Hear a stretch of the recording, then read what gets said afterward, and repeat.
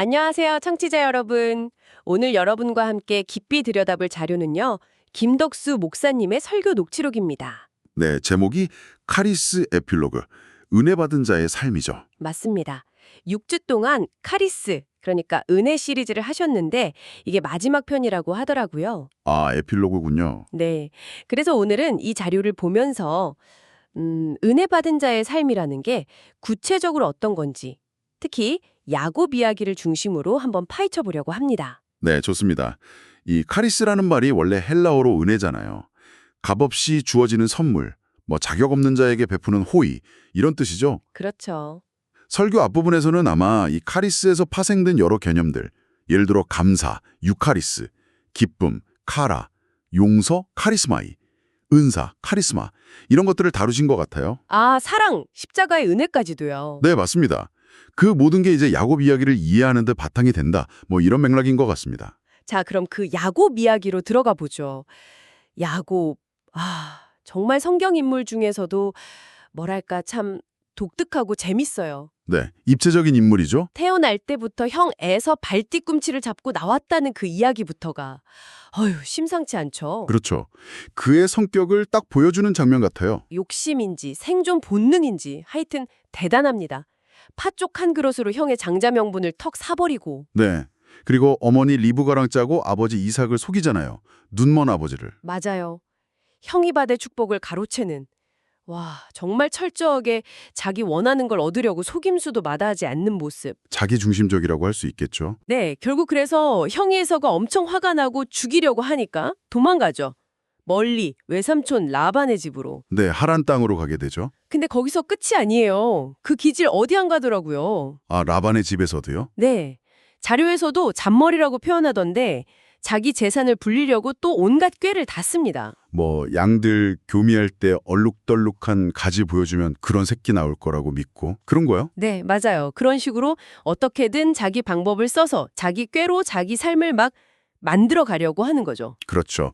야곱의 이런 초기 모습이 사실 우리 안에도 좀 있는 모습 아닌가 싶어요. 하나님을 깊이 만나기 전 혹은 은혜를 체험하기 전에요. 아, 내 힘으로 어떻게든 해보려는 거. 네, 설교에서도 지적하듯이 야곱은 분명히 언약의 계승자거든요. 아브라함, 이삭 다음으로 하나님의 계획 안에 있는 사람인데도 약속을 믿고 기다리기보다는 그렇죠. 당장 눈앞의 이익, 내 안전 이걸 위해서 자기 머리를 계속 굴리는 거죠. 잔머리를.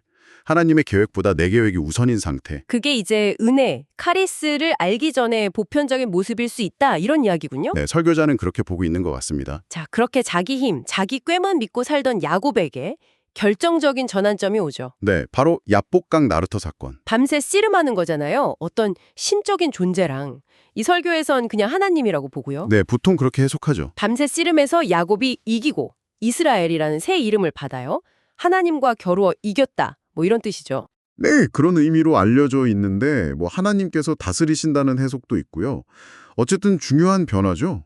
근데 제가 여기서 정말 했던 부분은 이름만 준 게 아니라는 거예요. 아, 환도뼈. 네. 하나님이 야곱의 환도뼈, 지금으로 치면 고관절 부분을 쳐서 위골시키셨다는 거. 다치게 했다는 거죠. 맞아요. 평생 절뚝거리게 되죠. 아니, 이름도 새로 주시고 축복도 하셨으면서 왜 굳이 평생 장애를 안고 살게 하셨을까? 이게 좀 궁금했어요. 청취자 여러분은 어떻게 생각하세요? 충분히 가질 수 있는 질문이죠. 심지어 이 씨름 직전에 야곱 행동 보면 여전히 머리 골리고 있었거든요. 그렇죠. 형 에서가 400명 데리고 온다는 소식 듣고 엄청 두려워했잖아요. 네, 그래서 재산이랑 가족들 막 나눠서 먼저 보내고 자기는 뒤에 남고. 설교에서는 그걸 플랜 B라고 해석하더군요. 앞그룹이 당하면 자기는 도망가려고. 그놈의 잔머리 여전했던 거죠. 바로 그 지점 때문에 환도뼈를 치신 의미가 더 중요해지는 것 같아요. 아, 어떤 의미인데요? 왜 하필 환도뼈? 그러니까 그의 힘과 민첩함, 도망갈 수 있는 능력의 상징 같은 그 부분을 치셨을까? 네네. 설교자는 이걸 야곱이 그토록 의지했던 자기 자신의 힘, 자기 방법, 그 잔꾀 자체를 하나님이 상징적으로 완전히 꺾어버리신 사건으로 봐요. 아, 힘을 빼신 거군요. 네, 환도뼈 다치면 제대로 서거나 걷기도 힘들잖아요. 자기 힘으로는 이제 도망도 못 가고 싸우기도 어려운 상태가 된 거죠. 단순히 벌이 아니라 의존 대상을 바꾸게 하시려는 그런 조치였다. 이 설교의 관점은 그렇습니다. 처벌이라기보다는 근본적인 전환, 그의 존재 기반을 바꾸려는 하나님의 개입이었다는 거죠. 와, 이름만 바뀐 게 아니라 실제 몸의 변화를 통해서 그렇죠. 이제 자신의 능력이 아니라 오직 하나님만 의지할 수밖에 없는 상태, 실존적인 의존 상태로 들어가게 만드셨다는 거예요. 가장 강하다고 믿었던 부분을 깨뜨리심으로 은혜를 경험하게 하시는 역설이네요. 네, 카리스가 종종 그런 방식으로 온다고 이 자료는 이야기하고 있습니다. 자, 이제부터 진짜 흥미로워집니다. 그 야복강 사건 이후에 드디어 야곱이 형 에서를 만나러 가잖아요. 네, 20년 만의 만남이죠. 근데 모습이 완전히 달라졌어요. 특히 옛날 야곱한테서는 거의 들을 수 없었던 단어. 아, 은혜. 네, 은혜라는 말을 계속 써요. 몸은 이제 절뚝거리고 형은 여전히 400명이나 데리고 오는데 객관적으로는 더 불리한 상황인데도 말이죠. 태도가 완전히 바뀌었죠. 몇 가지 중요한 변화가 보입니다. 네, 첫 번째 변화. 두려움을 넘어선 담대함. 그렇죠. 예전 같았으면 또 무슨 꾀를 내거나 피했을 텐데 이번엔 안 그래요. 창세기 33장 보니까 절뚝거리면서도 몸을 7번 땅에 굽히면서 형한테 먼저 다가가요. 주저함이 없죠. 네, 아니 형이 무서워서 도망쳤던 그 야곱 맞나 싶어요. 설교에서는 비슷한 예로 다니엘이나 다윗을 들더라고요. 맞아요. 왕의 음식을 거절한 다니엘, 골리앗 앞에 나선 다윗. 네, 여기서 설교자가 강조하는 메시지가 그거죠. 하나님을 정말 두려워하게 되면 세상이 두렵지 않게 된다. 아, 하나님 경외가 세상 두려움을 이긴다. 네, 반대로 세상을 두려워하면 하나님이 별로 안 두렵게 된다는 거죠. 와, 이거 되게 중요한 포인트 같아요. 청취자 여러분 삶에서 마주하는 에서, 골리앗 같은 존재 앞에서 이 야곱의 변화가 뭘 의미할까요? 오히려 약해졌는데, 절뚝거리는데 더 담대해진 모습이잖아요. 그렇죠. 그 약함 때문에 더 하나님을 의지하게 되니까요. 은혜, 카리스가 세상을 보는 틀 자체를 바꿔버린 거예요. 이전에는 죽고 사는 문제처럼 두려웠던 존재나 상황이 네, 하나님의 더 큰 계획, 그분의 은혜라는 더 큰 그림 안에서 다르게 보이기 시작하는 거죠. 하나님을 두려워하면 세상이 두렵지 않다. 세상을 두려워하면 하나님이 두렵지 않다. 이 말 정말 곱씹어 보게 되네요. 네, 은혜가 주는 담대함이죠. 절뚝거림이 약점이지만 동시에 나는 내 힘이 아니라 하나님 의지한다는 외적인 증표가 되면서 역설적으로 담대함의 근거가 된 거죠. 그렇군요. 두려움 자체가 사라진 게 아니라 그걸 대하는 태도가 바뀐 거네요. 자, 두 번째 변화. 모든 상황 속에서 심지어 최악의 상황 속에서도 하나님을 발견한다. 아, 이것도 참 놀라운 변화죠. 야곱이 에서에게 한 말이 진짜 어떻게 이런 말을 할 수 있을까 싶어요. 내가 형님의 얼굴을 배운즉 하나님의 얼굴을 본 것 같사오며. 네, 창세기 33장 10절. 자기를 죽이려고 했던 그토록 두려웠던 형 얼굴에서 하나님의 얼굴을 봤다. 이게 무슨 뜻일까요? 그러니까요. 설교자는 이걸 은혜가 우리의 영적인 눈을 열어주기 때문이라고 설명해요. 영적인 눈이요? 네, 피하고 싶고 너무 부담스러운 관계나 고통스러운 현실 속에서도 아, 하나님이 여기도 함께 계시는구나, 여기서도 일하고 계시는구나, 이걸 발견하게 하는 눈이라는 거죠. 와. 설교에서 다니엘 세 친구 이야기 예들어 들었잖아요. 풀무불이에요. 누엘. 그리고 은혜 받은 사람은 그걸 안다는 거죠. 느끼고 경험하고. 아.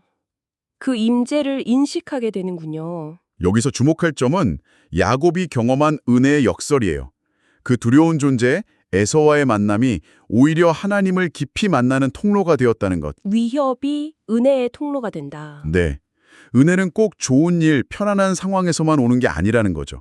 가장 어렵고 원치 않는 상황을 통해서도 올 수 있고 그때 오히려 더 깊은 감사, 유카리스트나 기쁨, 카라를 발견할 수도 있다. 설교자는 이런 관점을 보여주는 것 같아요. 정말 놀라운 관점이네요.